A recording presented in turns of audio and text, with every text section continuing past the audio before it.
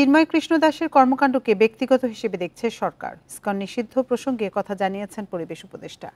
বৃহস্পতিবার রাতে foreign service একাডেমিতে এক সংবাদ সম্মেলনে আরও জানানো হয়, সংস্কার দৃশ্যমান হওয়ার পরই জাতীয় নির্বাচন। এছাড়া সমন্বয়কদের নিরাপত্তার বিষয়কেও গুরুত্ব দিচ্ছে সরকার। বিশ্বের যে প্রতিশ্রুতি ছিল 100 বিলিয়ন, চলমান নানা ইস্যু নিয়ে উপদেষ্টা পরিষদের আলোচনার বিষয় তুলে ধরতেই প্রধান উপদেষ্টার প্রেস উইংয়ের এই ব্রিফিং। সেখানে উপস্থিত ছিলেন দুই উপদেষ্টা সৈয়দা রিজওয়ানা হাসান এবং মাহফুজ আলম। দুজনেই জানান, সাম্প্রদায়িক বিশৃঙ্খলা তৈরির অপচেষ্টা ঐক্যবদ্ধভাবে প্রতিহত করা হয়েছে। আগামীতে এ বিষয়ে সরকার আরও সতর্ক থাকবে। বলেন, চিন্ময়ের কর্মকাণ্ডকে ব্যক্তিগত হিসেবেই বিবেচনা করা হচ্ছে। ব্যক্তির অপরাধের সাথে সংস্থার অপরাধকে আমরা জড়িয়ে ফেলছি না। এখন একটা সুনির্দিষ্ট অভিযোগের ভিত্তিতে একজনকে গ্রেফতার করা হয়েছে, তার ব্যাপারে একটা আইনি প্রক্রিয়া চলছে। তিনি অভিযুক্ত হতেও পারেন, অভিযুক্ত নাও হতে পারেন, সেটা আদালত দেখবে। বাংলাদেশে কোনো সংগঠন নিষিদ্ধ করা, কোনো সংগঠনকে নিবন্ধন বাতিল করা বা যেই ধরনের আইনি উদ্যোগেই হোক না কেন, এটা নির্দিষ্ট প্রক্রিয়া অনুসরণ করে এবং তদন্ত সাপেক্ষে আমরা এটা করতে চাই, যাতে কোনো কোয়ার্টার্সে কোনো ধরনের অনিশ্চয়তা এবং সংকট না তৈরি হয়। প্রধান উপদেষ্টার সঙ্গে বিএনপি ও জামাতের বৈঠক প্রসঙ্গে উপদেষ্টারা জানান, জাতীয় ঐক্য ইস্যুতে সব অংশীজনের সঙ্গে আলোচনা চলছে। এছাড়া নির্বাচনের দিনক্ষণ এখনই জানানো কেন সম্ভব নয়, সেই যুক্তিও তুলে ধরেন তারা। সরকারের দিক থেকে দৃষ্টিভঙ্গি হচ্ছে যে সংস্কার, যেটা বাংলাদেশের জনগণ যে জন্য জীবন দিয়েছেন, এই সংস্কারের একটা দৃশ্যমান প্রক্রিয়া হওয়ার পরেই নির্বাচন হবে। সংস্কার প্রস্তাব কি আসবে, সংস্কার করতে কতটুকু সময় লাগবে, এটা না জেনে তো নির্বাচনের সময়টা বলে দেওয়া যাচ্ছে না। তো বারবারই বলা হচ্ছে যত দ্রুত সম্ভব দিয়ে দেওয়া হবে। এক প্রশ্নের উত্তরে রিজওয়ানা বলেন, সমন্বয়কদের নিরাপত্তার বিষয়ে উপদেষ্টা পরিষদের বৈঠকে আলোচনা হয়েছে। এই নিয়ে কোনো সিদ্ধান্ত না হলেও বিষয়টিকে সরকার গুরুত্ব দিচ্ছে। তার উদ্বেগ জানিয়েছেন এবং নিরাপত্তার কথা বলেছেন। Nafiza Dobla, Independent news, Dhaka. যে কোনো আন্দোলনে যুক্ত হওয়ার আগে শিক্ষার্থীদের সতর্ক থাকার আহ্বান জানিয়েছে সেনাবাহিনী। গত 2 সপ্তাহ আইন শৃঙ্খলা রক্ষা কার্যক্রম নিয়ে বৃহস্পতিবার বনানী অফিসার্স মেসের সংবাদ সম্মেলনে পরিস্থিতি না বুঝে কারো ইন্ধনে শিক্ষার্থীদের আন্দোলনে যুক্ত না হওয়ার পরামর্শ দেয় সেনাবাহিনী। চলমান সংকট সমাধানে সহযোগিতার আহ্বানও জানিয়েছে তারা। দেশের গুরুত্বপূর্ণ শিল্পাঞ্চলগুলোর 5 আগস্ট সরকার পতনের পর আইন শৃঙ্খলা পরিস্থিতি নিয়ন্ত্রণে কাজ করে যাচ্ছে সেনাবাহিনী। সারা দেশে গত 2 সপ্তাহে সেনাবাহিনীর কার্যক্রম নিয়ে বনানী অফিসার্স মেসে এই সংবাদ সম্মেলন। সেখানে বিক্ষোভকারীদের সংখ্যা কি রকম ছিল? সংবাদ সম্মেলনে চলমান সংকট সমাধানে সেনাবাহিনীর কার্যক্রম তুলে ধরা হয়। এ সময় পরিস্থিতি না বুঝে কারো ইন্ধনে শিক্ষার্থীদের কোনো আন্দোলনে যুক্ত না হতে আহ্বান জানান কর্নেল ইন্তেখাব হায়দার খান। দেশের বিভিন্ন শিল্পাঞ্চলে 40টি অস্থিতিশীল পরিস্থিতি এবং 18টি সড়ক অবরোধ নিয়ন্ত্রণে সক্রিয় ভূমিকা রেখেছে। বিভিন্ন ধরনের অপরাধের সাথে সম্পৃক্ত মোট 1328 জনকে দেশের বিভিন্ন স্থান থেকে গ্রেফতার করা হয়েছে। তিনি বলেন, পাহাড়ে শান্তি বজায় রাখতে কাজ করছে সেনাবাহিনী। তারই অংশ হিসেবে অভিযান চালিয়ে 179 KNF সদস্যকে গ্রেফতার করা হয়েছে। এসব অভিযানে নিহত হয়েছেন 7 সেনা সদস্য। গত 20 জুলাই 2024 তারিখ থেকে অদ্যাবধি আইন শৃঙ্খলা রক্ষার দায়িত্ব পালনকালে সেনাবাহিনীর মোট 123 জন সদস্য হতাহত হয়েছে। এর মধ্যে 1 জন অফিসার শাহাদাত বরণ করেছেন এবং 9 জন অফিসার সহ মোট 122 জন সেনা সদস্য বিভিন্ন মাত্রায় আহত হয়েছেন। 2 সপ্তাহে 24টি অবৈধ অস্ত্র, 365 রাউন্ড গোলাবারুদ উদ্ধার করেছে সেনাবাহিনী। এছাড়া 228 মাদক ব্যবসায়ী ও নানা ঘটনায় 1328 জনকে গ্রেফতার করা হয়েছে। 20 জুলাই থেকে সেনাবাহিনীর 123 জন আহত ও 1 কর্মকর্তা নিহত হয়েছে বলেও জানানো হয় সংবাদ সম্মেলনে। নুরসেলিনা শিউলি, ইন্ডিপেন্ডেন্ট নিউজ, ঢাকা। সরকারি হাসপাতালের অনেক কর্মচারীর আঙ্গুলে আঙ্গুলে চিকিৎসক। একজন কর্মচারী বায়োমেট্রিক হাজিরা দেন কয়েকজন চিকিৎসকের। হাসপাতালে দেরিতে যাওয়া চিকিৎসকেরাই এই জালিয়াতিতে জড়িত। এসব বন্ধে সব সরকারি হাসপাতালে ফেস ডিটেকশন পদ্ধতি চালু করছে স্বাস্থ্য বিভাগ। ফরিদপুরের সদরপুর উপজেলা স্বাস্থ্য কমপ্লেক্স। এই হাসপাতালের স্বাস্থ্য সহকারী আরিফুল ইসলাম। বায়োমেট্রিক মেশিনে আঙুলের ছাপ দিতে বললে রাজি হন, ব্যবহার করলেন ডান হাতের তর্জনী। এবার অন্য আঙুলের ছাপ দিতে বলা হলে রাজি হলেন না। আপনি একটু অন্য ফিঙ্গারগুলো স্যারের অনুমতি নিয়ে আমি স্যারের অনুমতি নিচ্ছি। এরপর আশ্রয় নিলেন উপজেলা স্বাস্থ্য কর্মকর্তা ডাক্তার উমর ফয়সালের কক্ষে। আরিফুল একা 3 জনের আঙুলের ছাপ দেন এমন তথ্য ডাক্তার ফয়সালকে জানালে সত্যতা যাচাই না করেই কর্মচারীর পক্ষ নিলেন তিনি। আপনি একটু ফিঙ্গারটা দেন। বাবা আপনার সামনে কেন সে ফিঙ্গার দিবে? আপনি আমাকে কেন দিবেন না? একটা অভিযোগ উঠেছে, কেন দিবেন না? বাবা শুনেন, আপনার ফিঙ্গারটা আবার দেন। আবারও আরিফুলকে তার বাকি আঙুলের ছাপ দিতে বললে ঘুরতে থাকেন পুরো হাসপাতাল। 2টা ফিঙ্গার দিয়েছেন তো, বাকি ফিঙ্গারগুলো দেন। ভাই কয়জনের ফিঙ্গার আপনি একা দিতেন? কতক্ষণ ঘুরবেন এভাবে?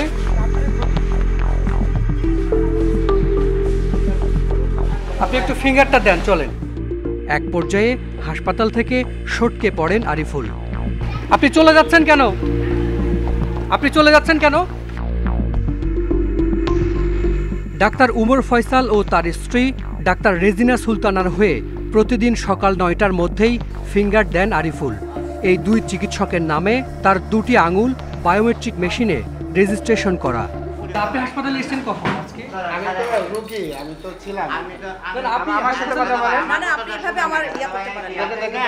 5টা মিনিট কোন না এরকম করেন। আপনি চলেন।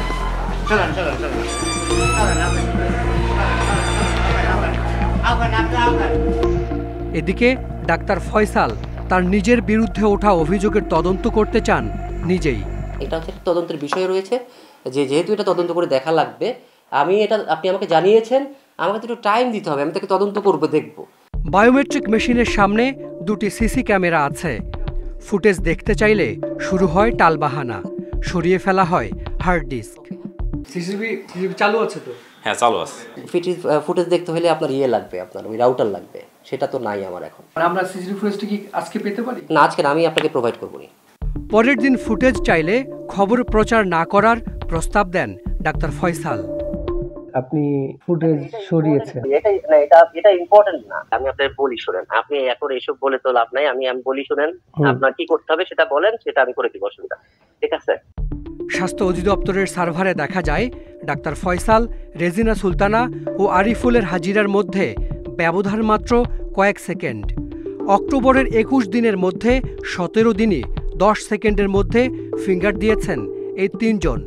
কিন্তু তা কিভাবে সম্ভব? 2014 সাল থেকে সরকারি হাসপাতালে বসানো হয় ফিঙ্গারপ্রিন্ট মেশিন। এতে একজনের আঙুলের ছাপ দিয়ে অন্য জনেরও নিবন্ধন করা যায়। জালিয়াতি বন্ধে ফেস ডিটেকশন হাজিরা চালু হচ্ছে। মানুষের যেরকম ভালো বুদ্ধিও বাড়ে, সাথে সাথে কিছু দুষ্ট বুদ্ধিও যে বেড়ে যাচ্ছে না এমনটা বলা যাবে না। তার সাথে সাথে সিস্টেমটা আপগ্রেড করার জন্য আমরা সচেষ্ট আছি। বর্তমানে 400টি সরকারি হাসপাতালে আঙুলের ছাপে বায়োমেট্রিক হাজিরা দেয়া হয়। Hasan Misbah, independent news, Dhaka.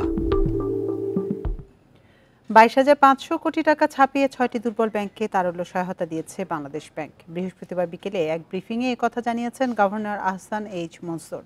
বলেন, গ্রাহকের স্বার্থে সব করবে কেন্দ্রীয় ব্যাংক। ব্যাংকে গচ্ছিত গ্রাহকের আমানত শতভাগ নিরাপদ বলেও জানান তিনি। বাংলাদেশ ব্যাংকের কঠোর মনিটরিং পলিসি অব্যাহত থাকবে বলেও জানান গভর্নর। রাজনৈতিক পট পরিবর্তনের পর থেকেই দেশের ব্যাংকিং খাতের দুরবস্থার চিত্র উঠে আসে। সংকট সমাধানে দুর্বল ব্যাংকগুলোকে সবল করার চেষ্টা করছে বাংলাদেশ ব্যাংক। এরই অংশ হিসেবে ন্যাশনাল ব্যাংক, সোশ্যাল ইসলামী ব্যাংক, ফার্স্ট সিকিউরিটি ইসলামী ব্যাংক ও এক্সিম ব্যাংককে 22,500 কোটি টাকার তারল্য সহায়তা দেওয়া হয়েছে। রোববার থেকে এসব ব্যাংকের চাহিদা অনুযায়ী টাকা তুলতে পারবেন গ্রাহকরা। 22,000 কোটি টাকার উপর আমরা দিয়েছি এবং আমরা মনে করি যে এটাই যথেষ্ট হবে। প্রয়োজনে আরও দেওয়া যাবে। পৃথিবীর কোনো দেশেই ব্যাংকিং খাত টিকে থাকবে না যদি সব গ্রাহক এক হাতে টাকা তুলতে চায়। কাজে আমি গ্রাহকদের বলবো, আপনাদের টাকা নিরাপদ জায়গায় আছে, নিশ্চিন্তে থাকুন। এটা নিয়ে মাথা ব্যথা আমাদের। সংবাদ সম্মেলনে গভর্নর জানান, টাকা না ছাপানোর সিদ্ধান্ত থেকে সাময়িকভাবে সরে এসেছে কেন্দ্রীয় ব্যাংক। তবে এ টাকা দ্রুতই বন্ডের মাধ্যমে বাজার থেকে তুলে নেওয়া হবে। আমি একটা কথা বলেছিলাম যে টাকা ছাপাবো না, সেখান থেকে আমি সাময়িকভাবে সরে আসছি, কিন্তু পুরোপুরিভাবে নয়। আমরা এই টাকাটা আবার তুলে ফেলবো আমাদের বন্ড ইস্যু করার মাধ্যমে। বাংলাদেশ ব্যাংকের কঠোর মনিটরিং পলিসি অব্যাহত থাকবে বলেও জানান তিনি। আমার মনিটরি পলিসি কিন্তু পুরোপুরিভাবে নিউট্রাল থাকবে, অর্থাৎ আগের মতোই টাইট থাকবে। ইট ইজ নট মানে সহজীকরণ হচ্ছে না এটার মাধ্যমে। দেশের ব্যাংকিং খাতকে এমন দুরবস্থায় ফেলার পেছনে দায়ী এসালম গ্রুপ। আইনি প্রক্রিয়ায় তাদের বিরুদ্ধে ব্যবস্থা নেওয়ার কথাও জানান গভর্নর। শুনে থাকবেন গ্রাহকদের কাছ থেকে। Amirul Islam, independent news, Dhaka. পর্যাপ্ত গ্যাস পাচ্ছে না শিল্প প্রতিষ্ঠান, এতে ব্যাহত হচ্ছে উৎপাদন, দেখা দিয়েছে রপ্তানি আয় কমার শঙ্কা। গ্যাস সংকটে সময় মতো পণ্য সরবরাহ বাধাগ্রস্ত হওয়ায় বাজার হারানোর উদ্বেগে উদ্যোক্তারা। চেম্বার অব ইন্ডাস্ট্রির তথ্য বলছে দেশে দিনে ৩৮০ কোটি ঘনফুট গ্যাসের চাহিদার বিপরীতে মিলছে ২৮০ কোটি। শিল্প কারখানায় ১০০ কোটি ঘনফুট চাহিদার বিপরীতে পাওয়া যাচ্ছে মাত্র ৬০ কোটি ঘনফুট গ্যাস।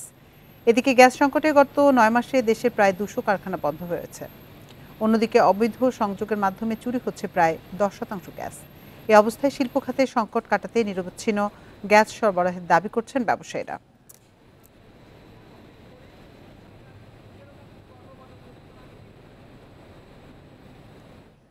শিল্পে গ্যাস সংকট নিয়ে আরো জানাতে সাভার এবং গাজীপুর থেকে আমাদের সাথে যোগ দিচ্ছেন সহকর্মীরা। শুরুতে যাবে সাভারে, সেখানে আছেন সহকর্মী রুবেল আহমেদ। রুবেল, সাভারের কারখানাগুলো কি পরিমাণ গ্যাস পাচ্ছে আর উৎপাদন কোন পর্যায়ে রয়েছে?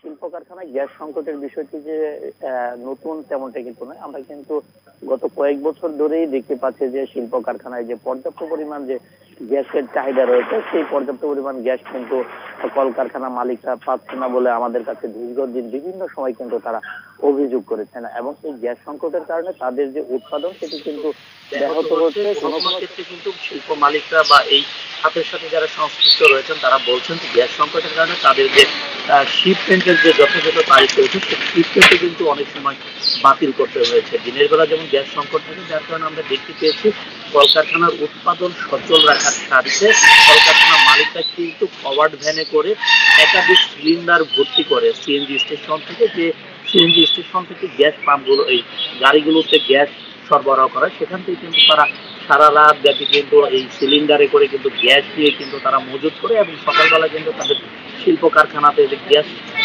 গ্যাস সংক্রান্ত যে ধরনের উৎপাদন রয়েছে, জেনারেটর রয়েছে বা ব্রয়লার মেশিন রয়েছে, তারা কিন্তু সেগুলো কিন্তু সেই গ্যাস দিয়ে কিন্তু তারা বিকল্প ভাবে তাদের গ্যাসের যে সংকটের যে বিকল্প যে পদ্ধতি রয়েছে তারা কিন্তু এইভাবে মেটানোর চেষ্টা করছে। তবে তারা বলছেন যে সরকারিভাবে জাতীয় গ্রিড থেকে তাদের জন্য এই গ্যাস সংকটের সমাধানটি দ্রুত করা হয়। তারা বলছেন যে শিল্প কারখানা বাঁচাতে হলে গ্যাসের সরবরাহ নিশ্চিত করতে হবে। তারা দ্রুততম সময়ের মধ্যে এটি খুব গুরুত্ব দিয়ে দেখতে সরকার এবং তিতাস কর্তৃপক্ষকে তার আহ্বান জানিয়েছেন।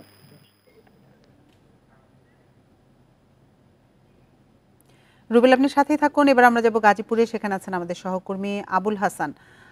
আবুল হাসান, আমরা সাভার থেকে সেখানকার পরিস্থিতি শুনছিলাম, গাজীপুরের কারখানাগুলোর পরিস্থিতি কেমন? সেখানে গ্যাস সরবরাহ স্বাভাবিক আছে কিনা, কর্তৃপক্ষ কি বলছে এ বিষয়ে?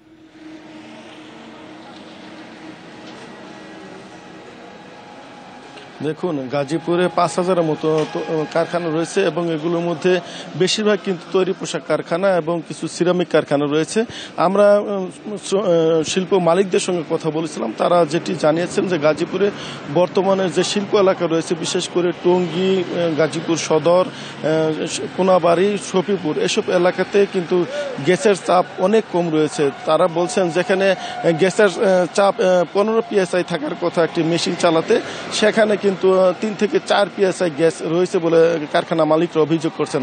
এবং এর ফলে যে উৎপাদন ব্যবস্থা সেটি যেমন ব্যাহত হচ্ছে, তেমন কিন্তু বয়লার মেশিন সচল রাখতে গিয়ে মালিকদেরকে আলাদা টাকা গুনতে হচ্ছে। তারা বলছেন যে এক্ষেত্রে বিকল্প উপায়ে তারা জেনারেটর চালু করছেন এবং সেই কারণে যে জ্বালানি, সেই জ্বালানি খাতে তাদের আলাদাভাবে বরাদ্দ রাখতে হচ্ছে, ফলে উৎপাদনের যে ব্যয় সেটি কিন্তু তাদের বেড়ে যাচ্ছে। তারা যে অভিযোগ করছেন যে আন্তর্জাতিক বাজারে তৈরি পোশাক সহ বিভিন্ন যে পণ্য তারা রপ্তানি করে থাকেন, সেগুলোর দাম কিন্তু তেমনভাবে বাড়েনি, কিন্তু তাদের উৎপাদন খরচ সেটি আগের তুলনায় অনেক বেড়ে গেছে এবং গ্যাসের যে প্রাইস মানি সেটাও অনেক গুণ তাদেরকে বেশি দিতে হয়।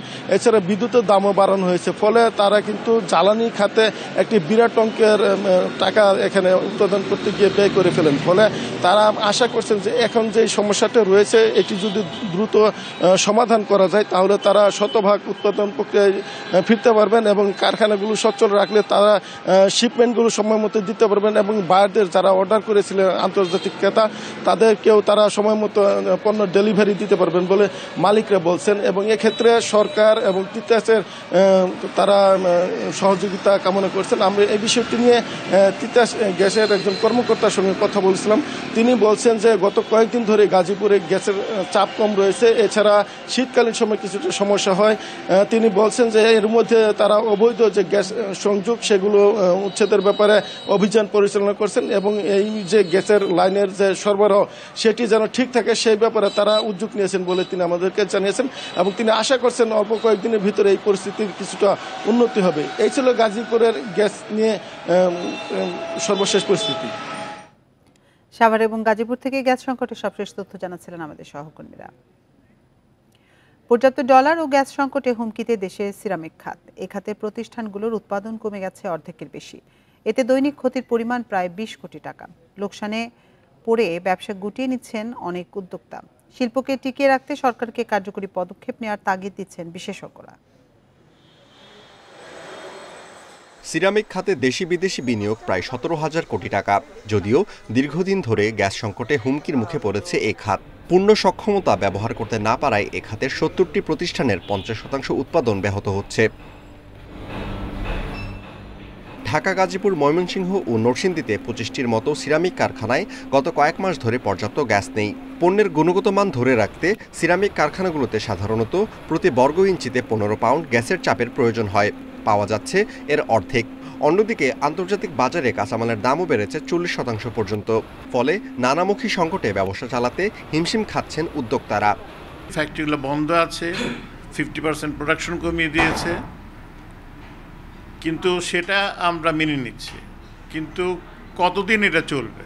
যারা কাজ করতো তারা আজকে ওদের কাজ নেই, তাদের কথা আপনারা চিন্তা করতে হবে।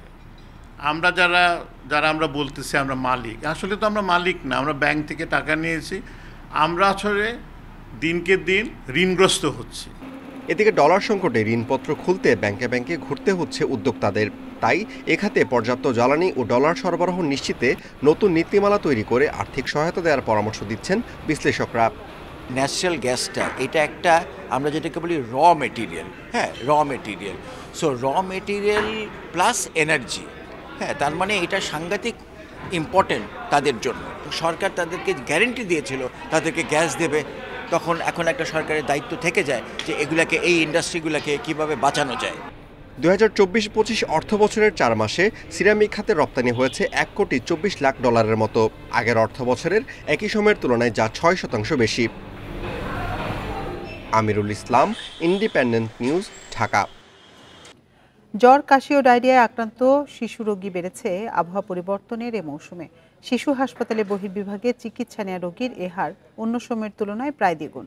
শিশুদের রোগ প্রতিরোধ ক্ষমতা কম হওয়ায় নিউমোনিয়া, অ্যাজমার মতো মারাত্মক রোগ থেকে বাঁচতে সন্তানের প্রতি বিশেষ যত্নের পরামর্শ চিকিৎসকদের। আগারগাঁওয়ের বাংলাদেশ শিশু হাসপাতাল ও ইনস্টিটিউটের 2 নম্বর ওয়ার্ডে ভর্তি 6 মাসের শিশু তাহসিন। জ্বর ও ডায়রিয়ায় আক্রান্ত হয়ে 6 দিন আগে জামালপুর থেকে এই হাসপাতালে ভর্তি হয়। একই হাসপাতালের 1 নম্বর ওয়ার্ডে চিকিৎসাধীন ভোলার আয়াত রহমান। তীব্র জ্বর ও বমি না কমায় ভর্তি করা হয় এই হাসপাতালে। চিকিৎসকরা বলছেন ঋতু পরিবর্তনের এ সময়ে বাতাসে জীবাণুর ঘনত্ব বেশি থাকে। ছোট্ট শিশুদের রোগ প্রতিরোধ ক্ষমতা কম হওয়ায় অন্য সময়ের তুলনায় হাসপাতালে রোগীর সংখ্যা বেড়েছে। কাশি, সর্দি এবং ঠান্ডাজনিত রোগ বেড়ে গেছে। এই ঠান্ডাজনিত রোগ বেড়ে যাওয়ার কারণে কিছু কিছু বাচ্চা তখন এখান থেকে নিউমোনিয়া টার্ন করে, এবং অথবা বঙ্কোলাইটিস একটা রোগ আছে আমাদের, অথবা যাদের অ্যাজমা আছে তাদের শ্বাসকষ্টের সময় বেড়ে যায়, তখন তাদের ভর্তির প্রয়োজন হয়ে যায়। শীতের এ সময়ে অভিভাবক যেন সন্তানের গোসলের পাশাপাশি গরম কাপড় পরানোর ক্ষেত্রেও সতর্ক হন, এ পরামর্শ বিশেষজ্ঞ চিকিৎসকদের। এই সময় একটু বাড়তি যত্ন খুবই প্রয়োজন। 10-12 টুকরা করে শুকনা সুতির কাপড় যদি বাচ্চার আশেপাশে রেখে দেওয়া যায়, প্রতি ঘন্টায় না হলেও 2-3 ঘন্টা পরপর শুকনা পাতলা সুতির কাপড় দিয়ে মাথার পিছনটা পিঠটা একটু মুছে দেওয়া যায়, তাহলে কিন্তু বাচ্চার ঘাম জমে গিয়ে আর ঠান্ডা লাগার সম্ভাবনা থাকে না। আমরা এই ভুল করি, ঠান্ডা কমে গেলে পানি কমাই দিই, কিন্তু যখন পানি খেতে হয় তারপরে একটু স্বাস্থ্যকর খাওয়া, ভিটামিন সমৃদ্ধ খাওয়া, ভিটামিন সি, মাল্টিভিটামিন সমৃদ্ধ খাওয়া একটু বেশি খেতে হয়, তাহলে একটু আমাদের আক্রমণটা কম হবে। বাংলাদেশ শিশু হাসপাতাল ও ইনস্টিটিউটের তথ্য বলছে, অন্য সময়ে প্রতিদিন বহির্বিভাগে চিকিৎসা নেওয়া 1000 রোগীর মধ্যে জ্বর, ঠান্ডা বা নিউমোনিয়ায় রোগী আসে 140 থেকে 150, কিন্তু নভেম্বরে এ ধরনের রোগীর সংখ্যা 300 ছাড়িয়েছে। Buddhadeb Kundu, independent news, Dhaka. টাইফয়েডের জীবাণুতে অ্যান্টিবায়োটিক প্রতিরোধী জিন পেয়েছেন চট্টগ্রাম বিশ্ববিদ্যালয়ের গবেষকরা। এগুলো মানুষের শরীরে অন্য ব্যাকটেরিয়ার জিনগত পরিবর্তন ঘটাতে পারে বলে শঙ্কা গবেষকদের। অনুসন্ধানে পাওয়া বেশিরভাগ সালমোনেলা জীবাণু অ্যান্টিবায়োটিক রোধী। চট্টগ্রামের হাসপাতাল, রেস্তোরাঁ আর বাসা থেকে নেওয়া দেশীয় পানির নমুনা নিয়ে এই গবেষণা হয়েছে।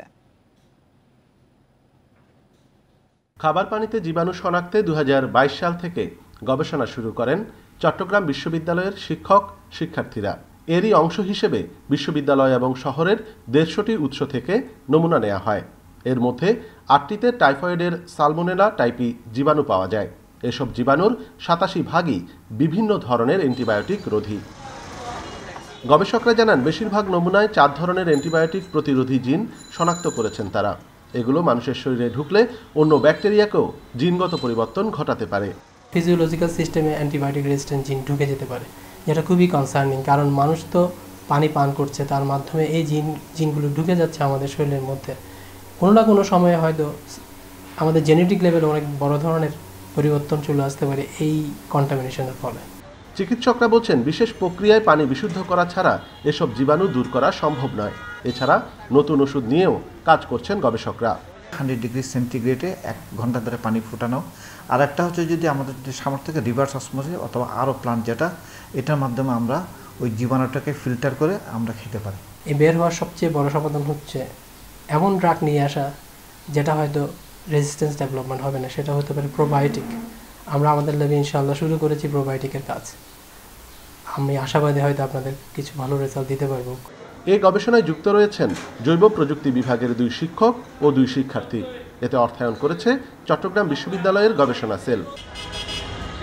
অনুপম শীল, ইন্ডিপেন্ডেন্ট নিউজ, চট্টগ্রাম। এবার নিত্যপণ্যের বাজার নিয়ে জানাতে ঢাকা, রাজশাহী ও বরিশাল থেকে আমাদের সাথে যোগ দিচ্ছেন সহকর্মীরা। শুরুতে যাচ্ছি রাজধানীর কারওয়ান বাজারে, সেখানে আছেন সহকর্মী আমিরুল ইসলাম। আমিরুল, বলা হচ্ছে যে বাজারে বোতলজাত সয়াবিনের সরবরাহ কম। আপনি বাজার ঘুরে পরিস্থিতি কেমন দেখছেন? অন্যান্য নিত্য প্রয়োজনীয় পণ্যের বাজার দর কেমন দেখছেন?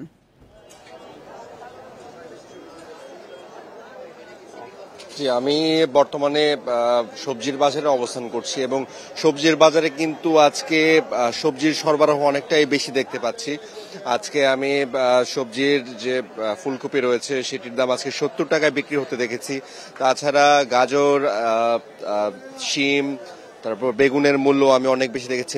বেগুন আজকে 70 টাকায় বিক্রি হচ্ছে, আলু বিক্রি হচ্ছে 70 থেকে 80 টাকায়। যে আলুটা গত দিনও আমরা 75 টাকায় বিক্রি হতে দেখেছি, আজকে কিন্তু সেটা 80 টাকায় বিক্রি হচ্ছে, অর্থাৎ একদিনে কিন্তু 5 টাকা বেড়ে গেছে। এবং সেই আলু কিন্তু 1 মাস আগেও, 1 মাসের ব্যবধানে কিন্তু সেই আলুর দাম 10 থেকে 25 টাকা বেড়েছে। সুতরাং আলুর দাম কিন্তু এই আজকের দিনে অনেকটাই বেশি।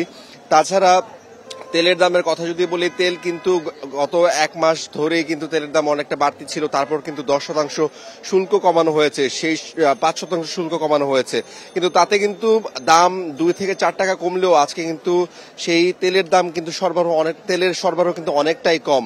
বাজারে আমরা ঘুরে দেখেছি, বিভিন্ন ভোক্তাদের সাথে কথা বলেছি, তারা তেল, অনেক দোকানে তারা তেল কম পেয়েছেন, দেখতে পাননি, তারা তেল না কিনে অনেকেই বাড়িতে ফিরেছেন।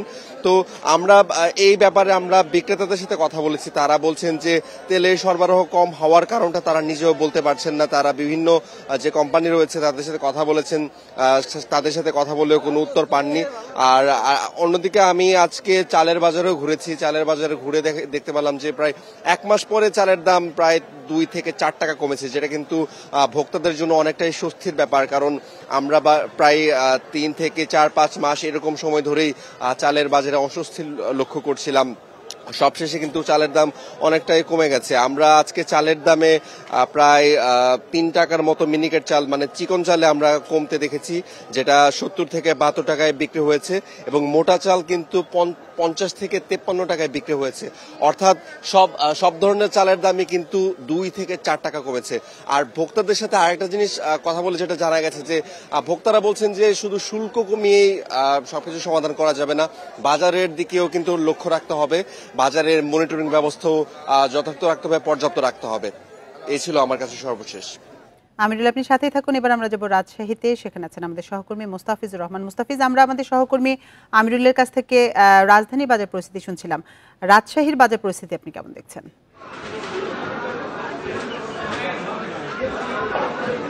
দেখুন, রাজশাহীর বাজার এবং রাজশাহী অঞ্চলের পরিস্থিতির দুটো ফারাক কিন্তু দেখা গেছে। অর্থাৎ শীতকাল, এখন রাজশাহী উত্তরাঞ্চল কৃষি প্রধান অঞ্চল, এখানকার উৎপাদিত ফসল কিন্তু সারা দেশে রপ্তানি হয়ে থাকে, কিন্তু এখন দেখা গেছে যে বাইরের যে দাম রাজশাহীর ঠিক স্থানীয় বাজারেও ঠিক একই দাম লক্ষ্য করা গেছে। আজকের বাজার পরিস্থিতি যদি বলা হয়ে থাকে, রাজশাহীতে আজকে কাঁচামরিচ এবং ফুলকপি এই দুটো পণ্যর দাম আমরা কম দেখেছি। অর্থাৎ কাঁচামরিচ আজকে বিক্রি হচ্ছে 65 থেকে 70 টাকা কেজি, এবং ফুলকপি যেটি 80 টাকা ছিল আজকে বিক্রি হচ্ছে 40 টাকা। এছাড়া অন্য প্রত্যেকটি পণ্যের দামই কিন্তু বেড়ে গেছে। এবং যদি বলা হয়ে থাকে শীতকালীন মৌসুমের যে শিম সেটি বিক্রি হচ্ছে 120 টাকা কেজি, করল্লা সেটি 80 টাকা কেজি বিক্রি হচ্ছে, ঢেঁড়স সেটিও কিন্তু 40 টাকার উপরে বিক্রি হচ্ছে, পাতাকপি সেটি কিন্তু আজকে 50 টাকা কেজি আমরা বিক্রি হতে দেখেছি, একটি লাউ সেটিও বিক্রি হচ্ছে 50 টাকা পিস, এবং আলুর দাম সেটিও কিন্তু ঊর্ধ্বমুখী। আজকে বিক্রি হচ্ছে রাজশাহীর বাজারে আলু বিক্রি হচ্ছে 75 থেকে 80 টাকা মানভেদে বিক্রি হচ্ছে। সেই সাথে পেঁয়াজের দাম যেটি ভারতীয় পেঁয়াজ সেটি বিক্রি হচ্ছে আজকে 90 টাকা গেছে, এবং দেশি পেঁয়াজ সেটি কিন্তু বিক্রি হচ্ছে 120 টাকা কেজি বিক্রি হচ্ছে। অর্থাৎ যে উৎপাদিত শীতকালীন যে সবজিগুলো সাধারণত আমরা যারা ক্রেতারা ছিল তারা আশা করেছিল যে শীতকালীন যে সবজি সেগুলো হয়তো এই মৌসুমে দামটি কমবে, কিন্তু বাস্তবতা ভিন্ন, দামগুলো কিন্তু ক্রমান্বয়ে বাড়ছে, এবং সাধারণ যারা ভোক্তারা রয়েছে তারা কিন্তু বলছেন যে উৎপাদিত পণ্যর যে বাড়তি মূল্যটা এখানে নিচ্ছে, এটি সরকারি নজরদারি যে বিষয়টি সেটি কিন্তু বারবার উপেক্ষিত হচ্ছে বলে কিন্তু এখানে যারা ভোক্তারা রয়েছেন তারা কিন্তু বলছেন। এই ছিল রাজশাহীর বাজার থেকে সর্বশেষ। মুস্তাফিজ, আপনি সাথে থাকুন। এবার আমরা যাব বরিশালে, সেখানে আছেন আমাদের সহকর্মী আলামিন। আলামিন, বরিশালের বাজারে মাছের সরবরাহ কেমন দেখছেন, এবং মাছের দর নিয়ে ক্রেতা বিক্রেতারা কি বলছেন? আসলে বরিশালে মাছের দর বলতে যেটি হচ্ছে যে আসলে বরিশালে কিন্তু ইলিশের সরবরাহ কমার পর থেকে কিন্তু মাছের দাম কিন্তু যথেষ্ট পরিমাণ বেড়েছে, যা অর্থাৎ প্রতি কেজি মাছে কিন্তু 30 টাকা পর্যন্ত বেড়েছে। তবে ক্রেতারা যেটি বলছেন যে আসলে যখনই বাজারে সংকট দেখা দেয় সেই সংকটের ফলে কিন্তু আসলে বাজারে যে মাছের সংকট দেখিয়ে কিন্তু দাম বাড়িয়ে দেওয়া হয়, কিন্তু যেটি বলা হচ্ছে যে আসলে বিক্রেতারা বলছে যে মাছে প্রতি কেজি মাছ যদি নদী এবং সমুদ্রের মাছ যখন বাজারে না আসে তখনই কিন্তু আসলে মাছের দাম বেড়ে যায়, এবং প্রতি কেজি মাছে কিন্তু তারা 20 থেকে 30 টাকা বাড়তি দামে বিক্রি করছেন। অর্থাৎ ঘেরে যে চাষ করা মাছগুলো রয়েছে সেগুলো কিন্তু বাড়তি দামে বিক্রি করা হচ্ছে। এছাড়া এর পাশাপাশি যে সবজির বাজার রয়েছে, বেশ স্বস্তি ফিরেছে সবজির বাজারে। সবজির বাজারে কিন্তু গত সপ্তাহে আমরা দেখেছি সিম বিক্রি হয়েছিল 100 টাকা কেজি দরে, আজকে কিন্তু 70 টাকা, 80 টাকা, 60 টাকা কেজি দরে বিক্রি হচ্ছে। এর পাশাপাশি অন্যান্য যে সবজিগুলো রয়েছে প্রত্যেকটি সবজিতে আমরা দেখেছি 10 থেকে 20 টাকা পর্যন্ত কিন্তু সবজির দাম কমেছে, এবং কাঁচা মরিচের দামও কিন্তু বেশ কমেছে। গত সপ্তাহে 150 টাকা কেজি দরে বিক্রি হলো, এই সপ্তাহে কিন্তু বিক্রি হচ্ছে 120 টাকা, 100 টাকা বিক্রি হচ্ছে। তবে বরিশালে পেঁয়াজ এবং আলুর দর কিন্তু বেশ বাড়তি দামে বিক্রি হচ্ছে। গত সপ্তাহের মতো আলু এই সপ্তাহে বিক্রি হচ্ছে 70 টাকা, এবং পেঁয়াজ বিক্রি হচ্ছে আমদানি করা পেঁয়াজ 90 টাকা, এবং যে দেশি পেঁয়াজ রয়েছে সেই দেশি পেঁয়াজের কেজিতে 10 টাকা কমে 120 টাকা বিক্রি হচ্ছে। এবং এর পাশাপাশি অন্যান্য যে ডিম রয়েছে 48 থেকে 50 টাকা পর্যন্ত বিক্রি হচ্ছে। তবে যে বাজারে যে মাছের দর, সেই মাছের দরে কিন্তু আসলে বেশ 10 থেকে 20 টাকা পর্যন্ত বেড়েছে, এবং ইলিশের সরবরাহ নেই বললেই চলে। তো এই ছিল আমার কাছে বরিশাল থেকে। বাজার দর নিয়ে দেশের বিভিন্ন জায়গা থেকে জানাচ্ছিলেন আমাদের সহকর্মীরা। আর এই ছিল এখনকার সংবাদে। ইন্ডিপেন্ডেন্ট টেলিভিশনে সব খবরের বিস্তারিত জানতে চোখ রাখুন ফেসবুক, ইউটিউব এবং এক্সে। এতক্ষণ সাথে থাকার জন্য ধন্যবাদ সবাইকে।